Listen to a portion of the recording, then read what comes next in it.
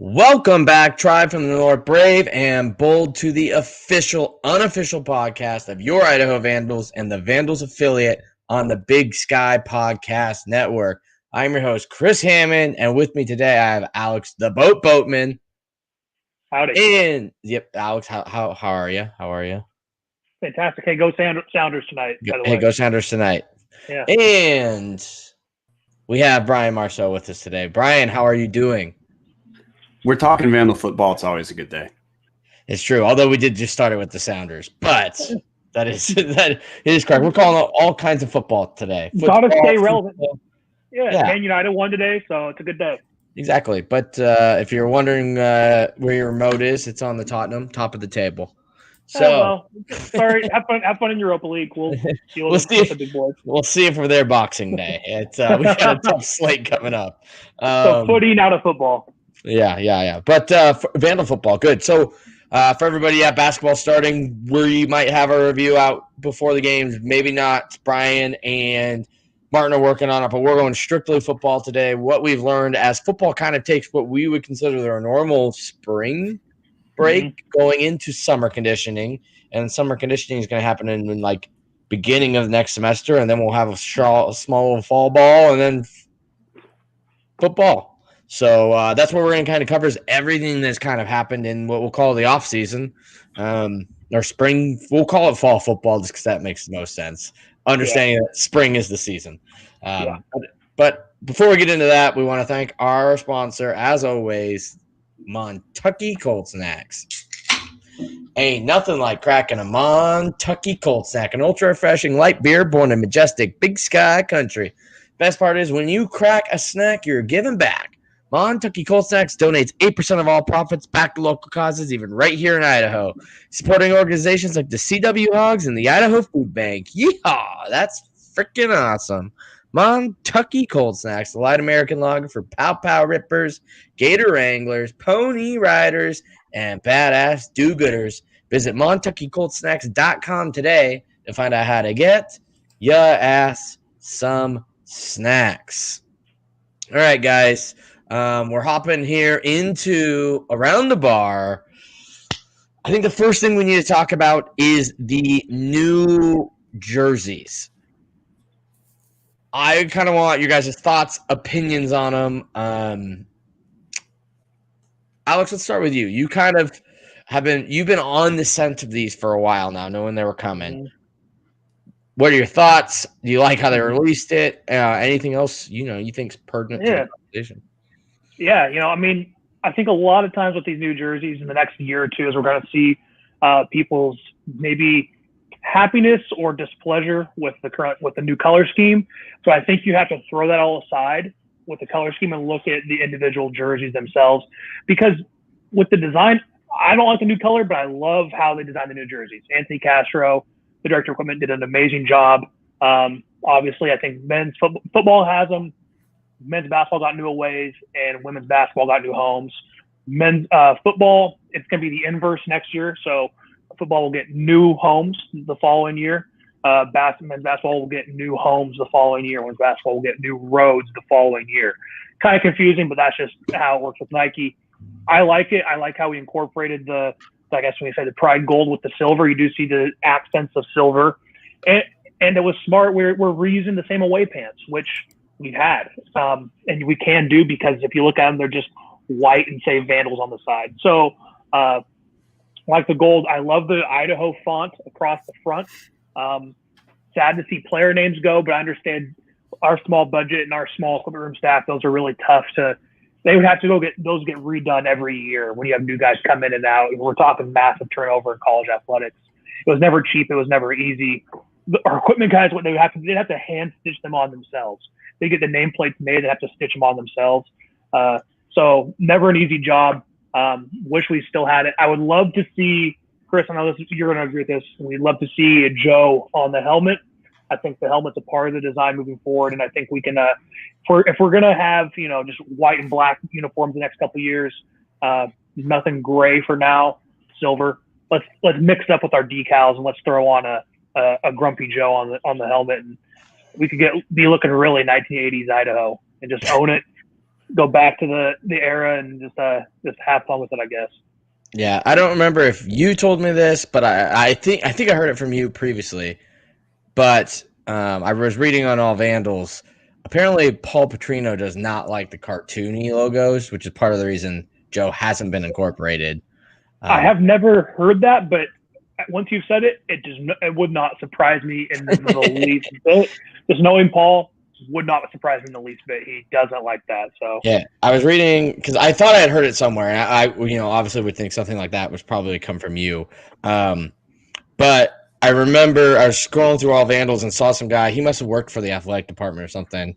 I don't remember the story. I was kind of just glancing, but he was chatting about how he was in part of those 2016 jersey revamps, and how like Linehan was brought in on the process and some guys like that. And I guess they all liked the Grumpy Joe, but Petrino does not like those logos, which is why they went to the Vandal script and the block eye. And you've kind of also, I think that's why, because you were talking about how we do the block Idaho script at away and Vandal script at home. Or I might have mixed that up, but usually we would. Yeah, we would try to do that. We'd try to do like the script that we have now across the chest of the jerseys. We would try to make that'd be our helmet decal on a lot of away games. And then the Vandal script, which is just a classic thing. I love the Vandal script. The only thing is with it, it's hard to read, I guess, at a distance. You can't really see what it is, but that's every helmet logo. Yeah. Unless you just have like one letter up there. One big block letter, like O. Yeah. So I like it. I wish we had more helmet options, but we don't. So I think I've alluded to this in our messages. For those of the people wondering, where's the black helmets? Where's the gray helmets? Where's the white helmets? Fun fact, all those were the exact same helmet. So when I showed up to Idaho in 2014, I had the black helmets. They got repainted silver the start of the 2016 season, and then they got repainted white in the 2018 season. They were the same helmets.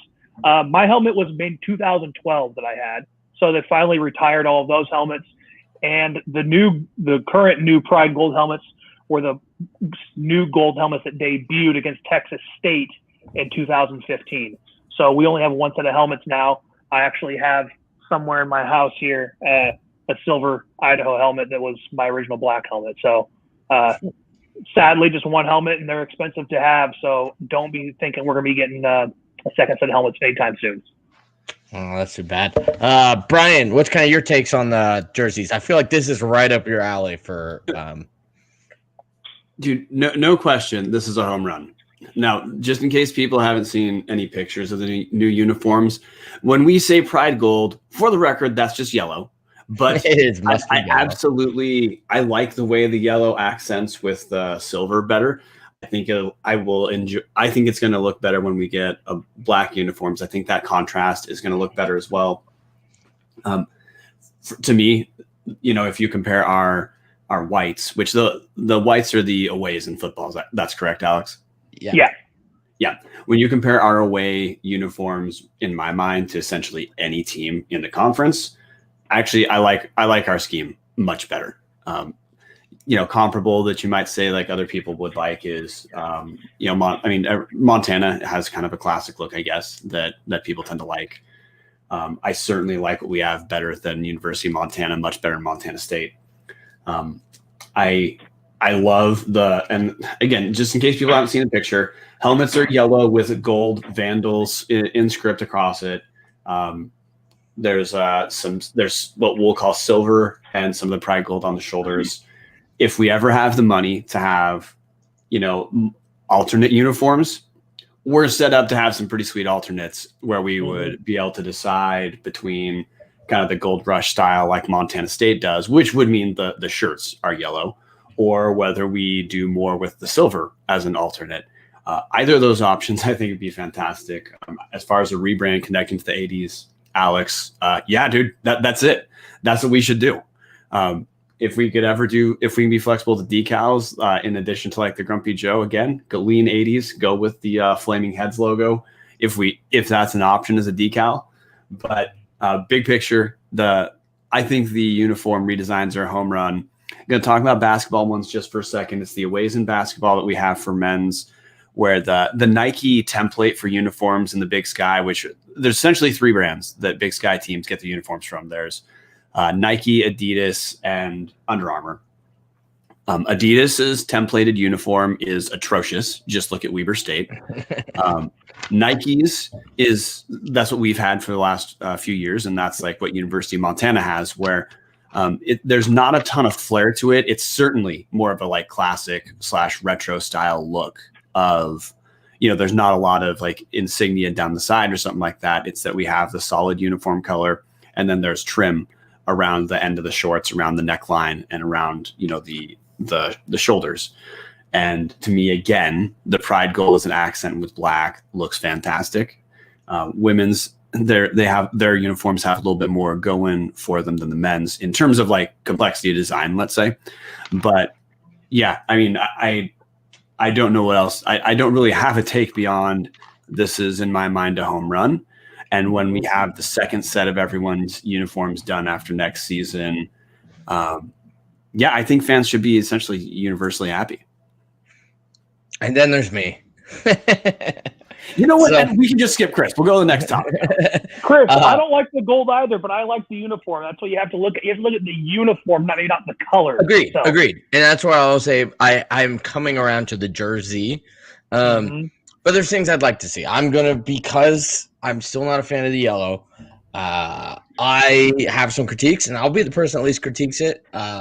Like I said, I don't want to be poop. I'm happy we have them. I'm extremely happy we have new jerseys. I don't want to be that guy that's just like crapping on it. But if I have put some suggestions in for when we get new jerseys here in a couple of years, or as Idaho starts winning, and hopefully we can be like Eastern and have a couple helmet options. Who knows? Eastern's got some white and black helmets. They might need to sell those here. Sure. Maybe that's why they're so broke, because they don't get football uniform. Yeah, so maybe there'll be some we can just bust them down. Then when they come down, it's like, hey, bring us those jerseys. We'll give you $100,000 for them. If we're going on this yellow, I'll stick to the pride gold. I would like to see us start to phase black out. You look at this men's jersey. For those of you that are on YouTube, I finally got to pull up. I was working on that for the first bit. But you take away Idaho, we look like the Hawkeyes, which isn't the end of the world. It's a good look. But what I love about the football jerseys is that they incorporated, we'll call it silver. I mean, it's gray. But I like how they did that. And I hope the home jersey could maybe do that too. We saw my favorite jerseys still are those all grays, and I know that they got taken out of circulation because the actual Vegas gold that I like was too hard to see. This yellow, you shouldn't have that problem. Right. I think that's the biggest upside to these, and I think we can maybe start. I've talked about this before. I want to see a jersey for all sports, even basketball and football, in that new gold color. Yep. Also like the Lakers in basketball, as an example, for people struggling to see that color, that's what it would kind of look like. Montana State does a gold rush jersey, or look at App State. App State has the very new same color scheme that we do. Ours is a little more goldish. Theirs is more like bright yellow, but it would look very similar. I think that'd be beautiful to have. So sorry to interrupt, but that's kind of how I foresee it. But so I'm kind of right? Like if possible, we should start to phase out black a bit. I mean, it's not a school color. I know it's kind of been added, but we're silver and gold, and that's unique. And I think if you made an all, like when we get homes, if you did yellow tops or pride gold tops or the silver tops, and maybe where it's gray on these aways, make that black. Like I'm not saying ditch black altogether. It's a great accent color. It is kind of part of our history. But when we look at that Idaho jersey with the new yellow, we look like Iowa. Yeah, it wasn't as bad when it's black and gold, because Vegas gold, because at the end of the day, like Colorado has that color scheme, and the Saints, and there's other teams that have it. Wake Forest, Vanderbilt. Yeah, but their colors aren't, they don't share a couple letters with the state of Iowa. And, like no one's confusing us with the Saints when they look at that. But you see I, an O, and an A, and you're like, wait, Iowa? Especially if we go back to a block. But I agree 100%, and I've got it up here for people on YouTube. One, I love what we did with the Big Sky logo here, that is tiny. and from everything I've got, we're the only school doing this, but where they actually like, for those that didn't know, we also changed it. This used to be yellow, the background, now it's black, and we kind of like went up with the mountain on the actual label itself. So cool to see Idaho being a trendsetter kind of in that way because nobody else is doing it. And as I'll show here after this, there's Montana's New Jerseys. As you can tell, theirs is just a patch. They did not do the kind of metallic up. So they're the only other team with New Jerseys. And then, as I said, posted this on the Tubs of the Club Instagram. Give us a follow there if you haven't already. I love the Grumpy Joe idea. Or I mean, not this particular. This is me quickly on Photoshop. But if you made it bigger, made it fit, actually, angled it the right way, maybe change the helmet to not be yellow, like Joe Vandal's helmet, so it pops a little more. Because as Alex, you brought up, it would be nice if our logo was more distinguishable on the helmet. Mm-hmm. And I think that's something that Joe could do. Joe on his own is recognizable, and I don't think we should use Smiling Joe because Smiling Joe should not be a thing. It's just Grumpy Joe. Need piss off Joe. Grumpy. It's sports. Like smiling's fine on like our apparel, but when you're playing sports, it should be Grumpy Joe. But yeah, that's my take. But you kind of brought that up, dude. I sent it to all you guys. App State, man. One, for those of you that saw, I think I posted on Twitter. I think they're our long lost cousins. If you look at Joseph and Joe Vandal, they look very similar. And then they have more mountains than we do. True. And that's impressive. We are like farmer of the family, and they're the mountaineer of the family. But you look at a picture of those two, and I should have prepped it, but maybe I'll post it on our Instagram here this week. Very similar. And then you look at their cartoony Joseph logo and our Grumpy Joe logo. I'm telling you, the family resemblance is almost striking. But we moved down to FCS. They moved up from FCS. Yeah. Crossover. Same conference for a minute. Yeah, there's your rooting interest. And their Instagram they are killing it. I sent you guys, I don't know if you had time to see it. They filmed their dude up on a ski hill. To prove that they have mountains. And they're all whites for their game. And then earlier in the season, they had one of their players pop out of a river.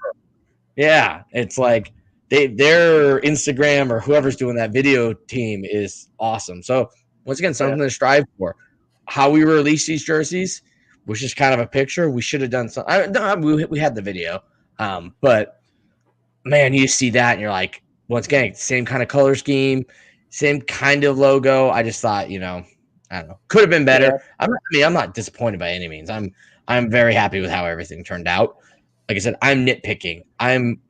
These jerseys are changing my opinion on the Pride Gold. Mm-hmm. So same for me. And I think for me, the biggest detail is the sleeve. I love with the sleeve.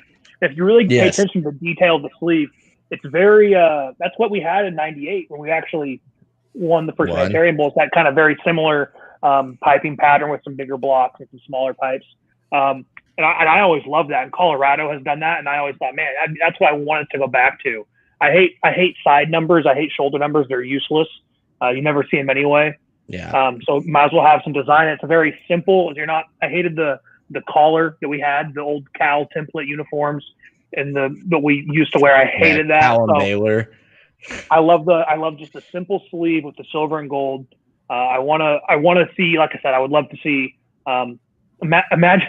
What do you think a Pride Gold jersey? What do you think of the Pride Gold jersey with maybe the Pride Gold helmet and like white pants? Could we pull that off? Yeah, absolutely. We could. Yeah, we've pulled off some weird, kind of what you're saying, when we still had the Cal and Baylor template pants that we were cycling in 2016 when we got all the fresh stuff. I mean, you look at some of those combos we had, like the gray tops with the black pants, and we had some pretty ugly combos for how cool we had of jerseys just so we could use it. I think that jersey combo fits awesome. I would love if we did that, honestly. Like gold, white. Yeah, I'll see if my Photoshop skills can maybe make that come to life a little bit. But I'm not great with the jersey stuff, but I'm curious on seeing that now. And I thought I had a picture of your Boise State thing, but apparently I do not. Anyways, any final thoughts or takeaways from jerseys? I mean, I know we just covered quite a bit on them, but all in all, rating out of 10. I'll go 9. I would say I like these better than when we rolled out the 2016 stuff. I just like the combos then. The jerseys themselves weren't overwhelming. These opposite, how we released them and everything. And yeah, we don't have combos, and that's kind of disappointing. We don't really have the pants yet. For people that notice, the pants are just the old white pants. But these jerseys look fly. I'm very happy with how they turned out. That was a lot of preamble early on about like potential disappointment for a 9 out of 10. That's what I'm saying. I'm not going to hey, I'm not going to let these guys just glide. We're trying to be number one in the Big Sky, number one in the FCS. There's some improvement to be made. Black and the Pride Gold looks like Iowa. Let's not mistake ourselves with Iowa. Let's not become the FCS Iowa. Nobody's doing silver and gold. But this gray and this yellow works, where the actual gray and Vegas gold did not. I mean, I thought it looked good, but apparently, it wasn't being able to be used. I think this gray and yellow scheme could work. Like Alex said, you make a yellow top you can throw in there, gray top, white top. I think you don't even need a black one anymore. Maybe we roll out black someday when somebody gives a big donation for like a homecoming game and everyone's like, whoa, but cycle it out. I'm okay with it. See ya. Black's not a color. Next year it's black and white. It's all we got down here. I hate to break it to you. It's going to be just black and white with the gold up top, at least in the spring. I don't know what fall's going to look like. I think that might be different. So I'm talking, when we have when we've had time and we can get the whole circulation in, that's what I'd like the final product to be. This spring, it's going to be pretty Frankenstein-y, which is kind of how it's been. Like when they started working in the Pride Gold and we had like the gray collars, but we're still wearing the other black pants. And we've been Frankenstein in there for pretty much the whole time in FCS, other than that Stormtrooper look. The Stormtrooper look is one of my favorites we've done. Just the whites. At Easter, that was a fun one. What I'd score these, honestly, the jerseys we've seen for football, to me, it's a 10. Like, this is a home run. Obviously, we don't know what the entire set is, but of the things they could change in the away uniforms, I like everything they change with them. Okay. Mm-hmm. And Alex, you going 10? 1 through 10? I'll give it a 9 because we didn't change the pants. Yeah. Same pants. And you can only give 110 in your life. So literally, Brian can never say we've had better jerseys. This is all time Brian's favorite jersey. I'm fine saying that. I'm absolutely okay saying that. I can't wait until the homes come out next week or next year, and you're like, dang, these homes are so cool. I'm like, well, the best you can give them is a 9.9, man. You already give them a 10. Just retroactive adjustment. It's fine. My wife's the lawyer. All right. So next up we have a day in Vandal Football. I was the only one that attended this, right? Or Brian, that is not correct. That is not correct. Wow. I got part of it. Okay. What were your biggest takeaways from it? Well, there was news made during a day with the Vandal during Paul Petrino's interview.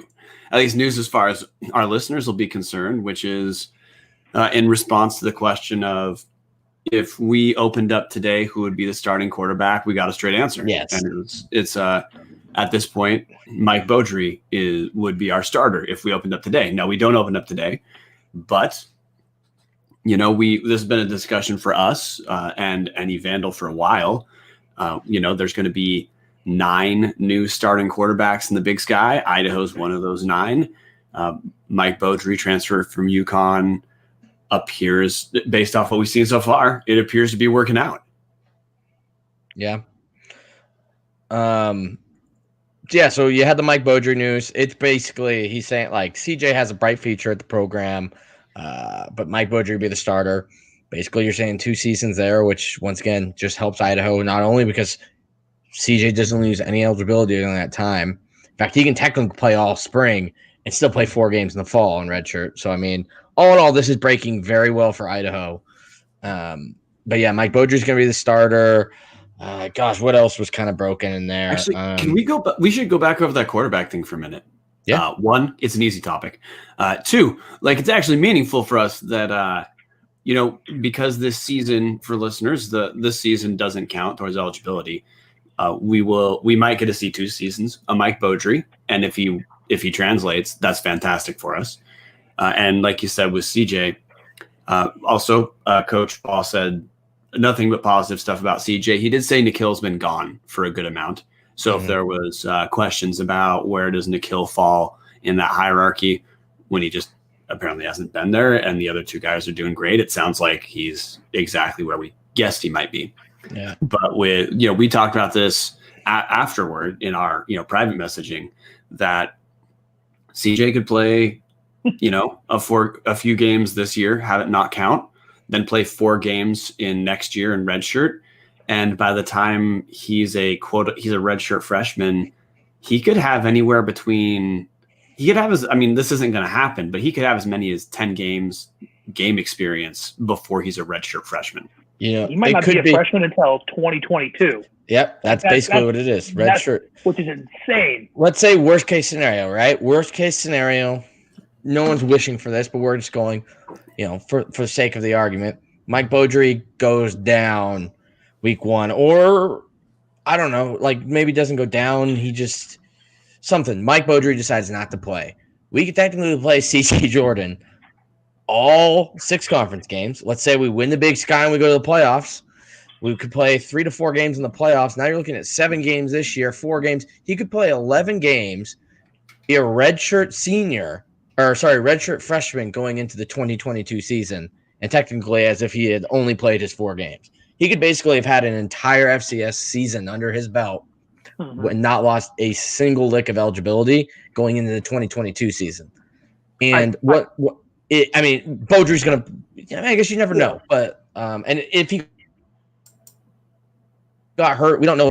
No one's really asked how the knee recovery is going. I imagine fine. He's been doing practice and everything, but maybe that is when Nikhil goes in or Cisco. So, or Freeze or Borish. But I think Borish, it's safe to say, has been moved back to the defensive side of the ball. I don't think he's back in the quarterback room. I think we just have to acknowledge that for the All Vandals.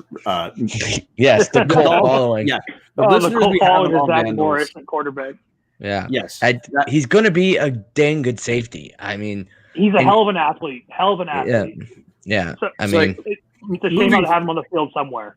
Yeah. So, just for the record, from this point forward, if we allude to Borish as a quarterback, we're actually making fun of the people who still talk about it on All Vandals, right? It's becoming the new running joke of like quarterback throwing over 20 yards. Yes, it'll be our new dead horse at some point. I guess I didn't attend this, but jump in. In the past, this has probably been the most solidified Idaho's quarterback position has been the last 3 years. Mm-hmm. And we've added 2 kids since we've been in the FCS, and that's no knock on Colton or Mason. There was something always, one was always hurt. One had to leave the program. They're always going back and forth with each other in terms of who was playing more and who wasn't. And so we never had. This is probably the first time that we've actually heard from Petrino's mouth like who the legitimate starter is. Yeah.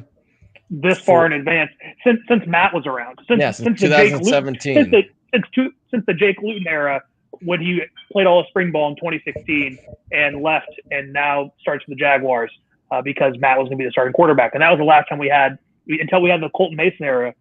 And I've heard from people inside the program in terms of, player and maybe even some coaches in terms of how awesome Mike's doing.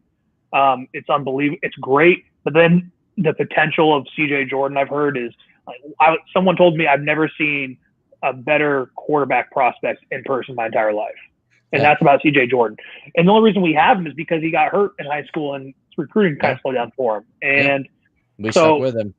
And the great thing about Mike is so he's Canadian. And so I think that's kind of this is the kind of something to keep look at people, because it's not something that we normally go, okay, great, he's Canadian. Well, the CFL, half their players are required to be Canadian. Mike Beaudry's future is probably ever going to be in the NFL or the XFL. His future of playing football professionally is always going to be in Canada. He's very valuable there. That's why Dave Ungerer got picked in the first round, because he his mom's Canadian. So it made Dave very valuable as a Canadian prospect.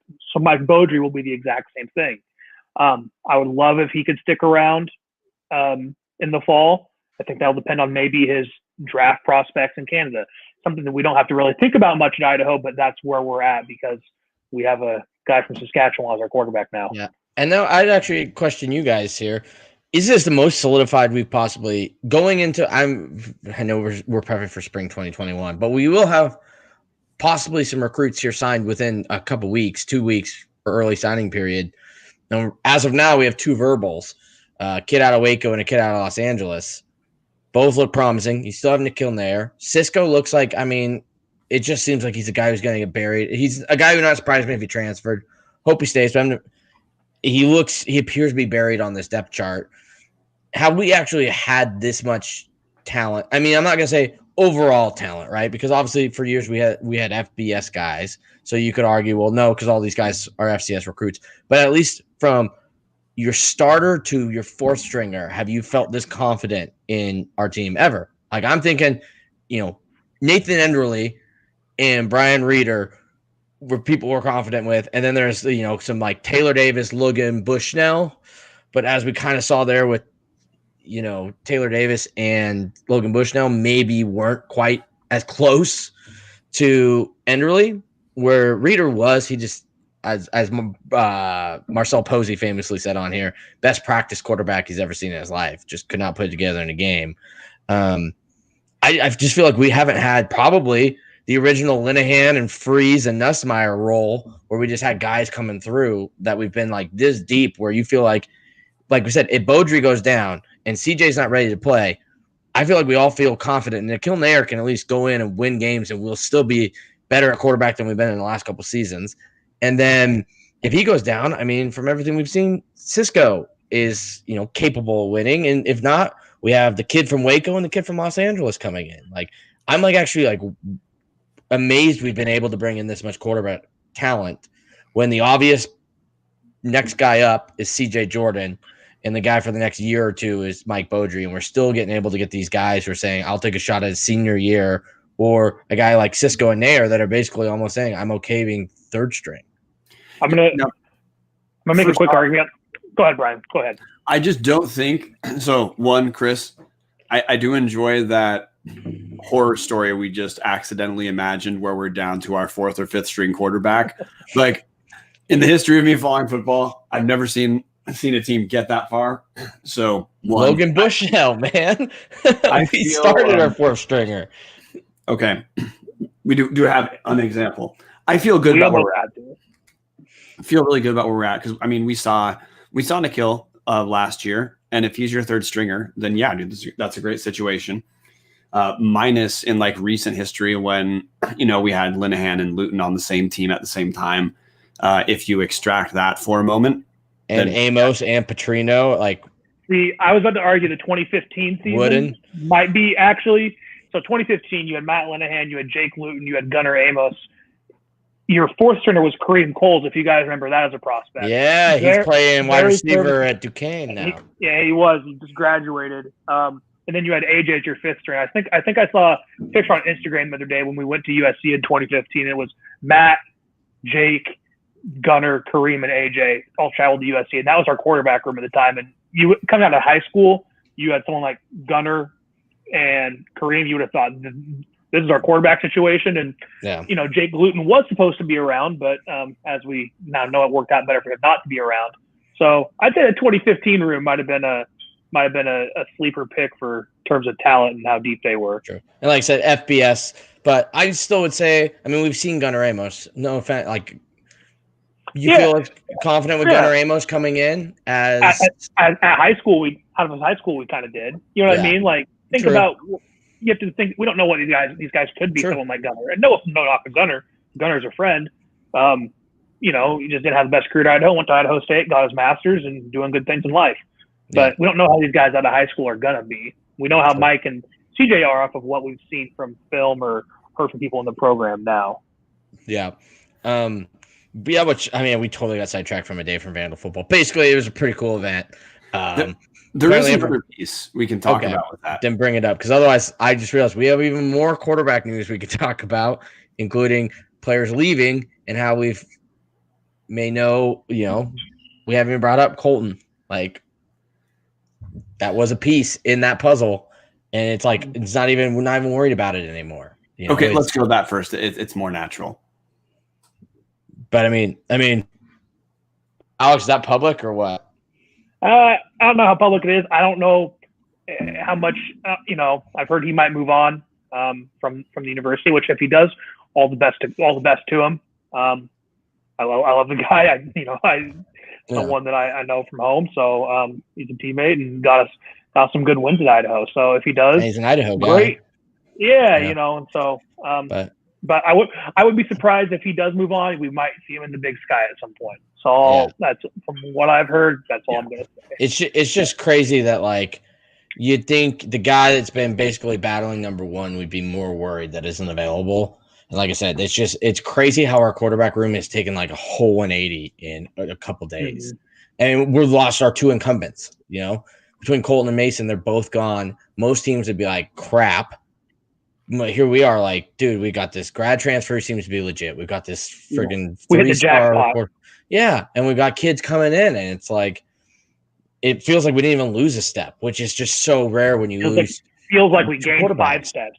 Yeah, like what team has lost 2 quarterbacks that were the only 2 that basically had any starting time? Minus what I think Nikhil has 11 career passes, maybe. So you're looking at 99% of your passing yards and attempts and touchdowns and interceptions are all gone.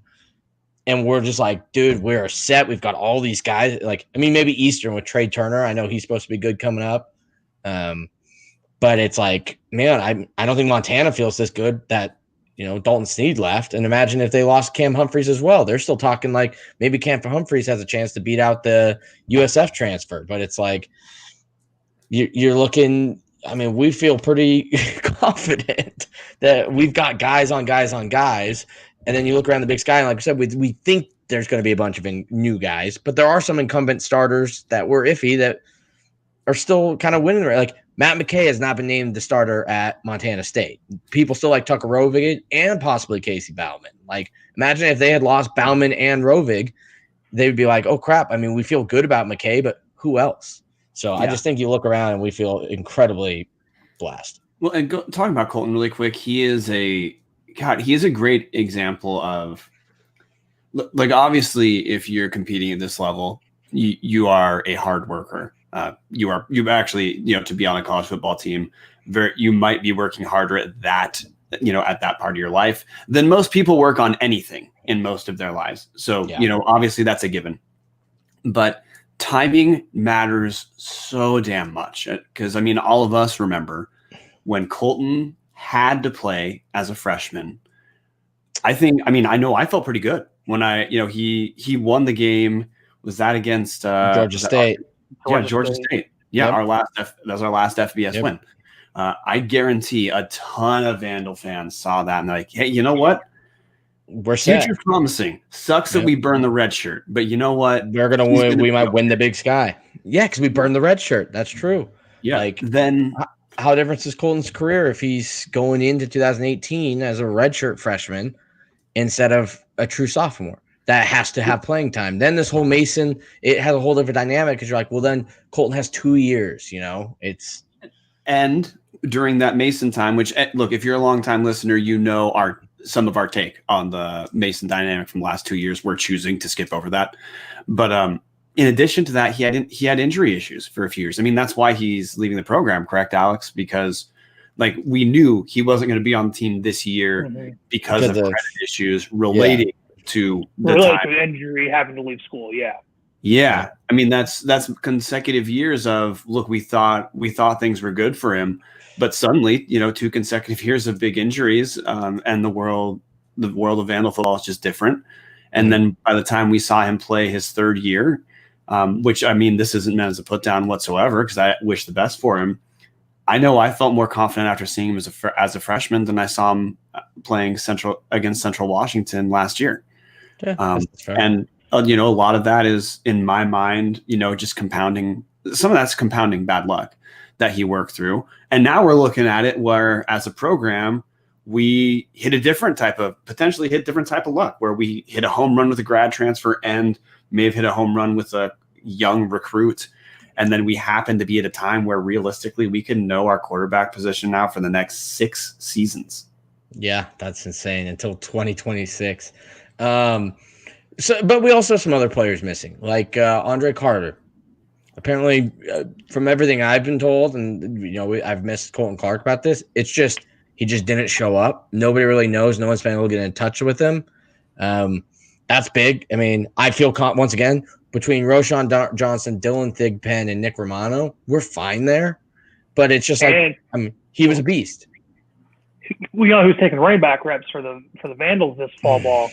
Number 8 ball. Well, if you listen to A Day in Vandal Football, they are totally not going to use that. He will not take any snaps at running back. Circa, I believe, Lopamamu and Caden Ellis both have taken a few snaps. And Corey Toomer took some snaps.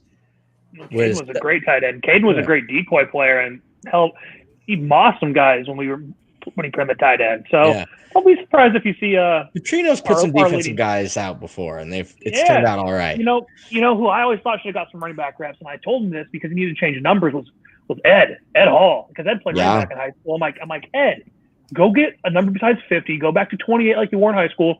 But that's not a linebacker number. I can't wear that. Like, you're not Ryan Shazier. Put on 28 and go get some reps at running back. Yeah. Would never listen to me, but imagine if Ed Holler was getting the ball a couple times and running dudes over out of the backfield. He would have too.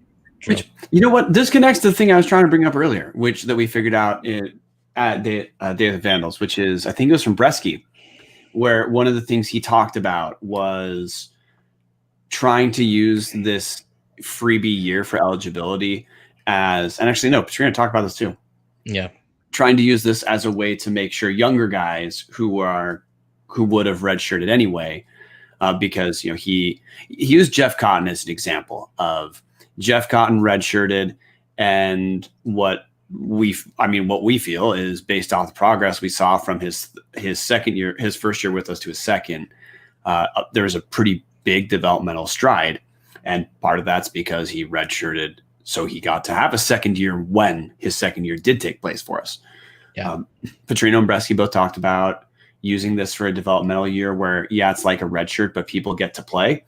And then Bresky specifically brought up the idea of, because of how it's a freebie year, some of the reps may be spread out a little bit more. Like, he didn't phrase it precisely that way, but he talked about more guys potentially seeing the field, which the news for us and for our listeners. If you guys are some of the people who are concerned about the short turnaround between the spring season and the fall season, the coaches actually have already talked about one of the things they would potentially do to mitigate for that, which is they didn't say anything dramatic, but it's reasonable to say if they're talking about spreading reps out a little bit more, getting more younger guys reps, if those younger guys come in place for someone, which means you might see some of the, let's say, star players take a fewer reps, partially out of concern of just diminishing wear and tear or reducing risk for injury, which, to me, that is kind of news of, okay, that actually is something that may look different this spring season that only exists because of the short turnaround. Yeah. I think I'm going to jump in on that real quick. So for kind of a peek inside the program, Petrino loves to develop young players. That's his biggest thing. Petrino loves to develop players. You look at who we get in terms of recruits. Matt Linehan had no offers out of high school to play football. Jake Luton had no offers to play football outside of Idaho. Jake Luton, now in the NFL. Roddy White came and talked to us once, and Roddy White told us, I would have been out of the NFL in 2 years if it was not for Paul Petrino developing me in the NFL when he was the receivers coach with his brother at the Falcons. Petrino loves to develop players, and so at Idaho, when we practice, usually a normal practice schedule is Tuesday, Wednesday, normal big days. Thursday's a light day. Friday's a walkthrough. Saturday's a walkthrough. But Sunday we have practice. People don't realize Sunday's a work day in college football. Usually you come in, watch film, and older guys, he'll call them old guys. It's anyone who's played. If you have a good game, you're not going to do anything. You might just stretch, run a little bit. They might walk through some things, but young guys are in full pads every Sunday night, and they practice. They go full contact. It's their chance to basically play in a game atmosphere somewhat.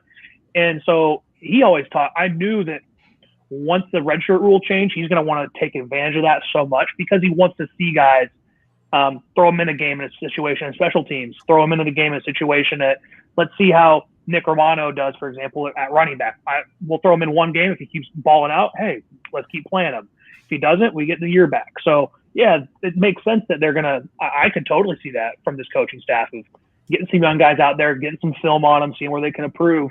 But seeing, you don't know how anyone's going to be until you get them on the field, live bullets, in a situation where they have to make plays because it's not practice. And so I think it's going to be a great opportunity for a lot of these young guys. Yeah. Well, that's crazy. We thought we had a whole episode here where we were going to have to scrap together some football content. It feels like it's always that way. We have to scrap together football content, and then we get an hour and 20-minute long episode.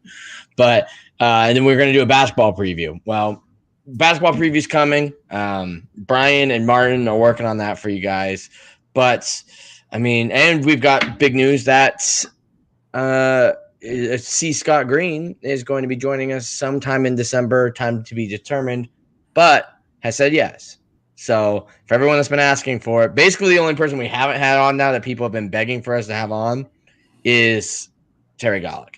Because Paul Petrino's been on. Like, we had him. Yeah, it was media days. Yes, it wasn't this, but like, we've interviewed him and we've given audio of it. So like, Paul Petrino's been on the podcast. We got Mason. We got C. Scott Green. We've got, I guess we haven't got Mark Schlereth, but we've got David Bloor. We got the Splash Sisters. We've gotten everybody you guys have wanted. We got Akey. We got Rob freaking Akey. So we got everybody, and we're gonna have C. Scott Green someday to be determined in December. We got to make it kind of work. Obviously, he's a busy man. It's got to work with our schedules and his schedules, but it looks like early December. So I'll be coming out. Basketball will be coming out. Any closing thoughts from you guys before we shut it down and I go watch the Sounders? I'm not going to say it, but play a playoff game. Real quick. This obviously is our next hashtag Ask Tubbs, and breaking news. We're shifting from hashtag rebrand ATC to hashtag Ask Tubbs. Hashtag rebrand.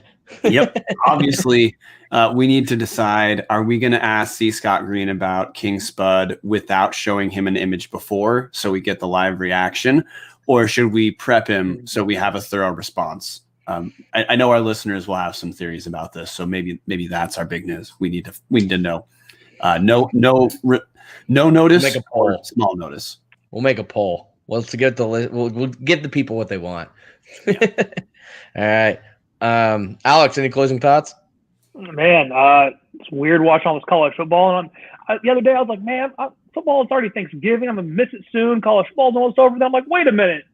Idaho plays February 27th. Yeah, and teams are kicking off before that too. We're just on the big side later. I'm like, I don't have to be sad. I got football until May pretty much. So oh yeah. And then by then you'll just want to be outside, and we'll be like, oh, we're taking our normal June break, and they'll be like, boom, by then I'll Big be Sky happy. Media Days. The Mariners will probably lose again, but we have talent, rookie of the year, so I'll be happy. I'll be excited again, and then be disappointed at the same time come May. So. Yeah. Sad news. I guess my little closing remark while we're talking about it, I saw an interesting quote the other day. Take yourself back to the year 2015. Would you be telling yourself that Jordan Spieth and Ricky Fowler would not be in the world top 50 for golf? How the slowest game moves quickly. Anyways, with that, I'll leave that thinker with everybody that Ricky Fowler and Jordan Spieth are not top 50 players anymore, which blew my mind. Anyways, thank you guys. Go Cincinnati Bearcats. Get them in the playoffs. Get a G5 in the playoff. Go Bearcats. If not, Northwestern, baby. I don't know. They're Big Ten. Well, group of five, or Coastal. Love Coastal. Group of five. Love Coastal. Go Shants. Friend of the pod, the Shants. They've been on. Yeah, exactly. Anyways, so that's it. We'll have C. Scott Green on. We'll have basketball soon for you guys. Thank you guys for tuning in as always, and we will see you guys next time when it's after the best band in all the land that plays out. Go Vandals. Go Vandals. Go Vandals.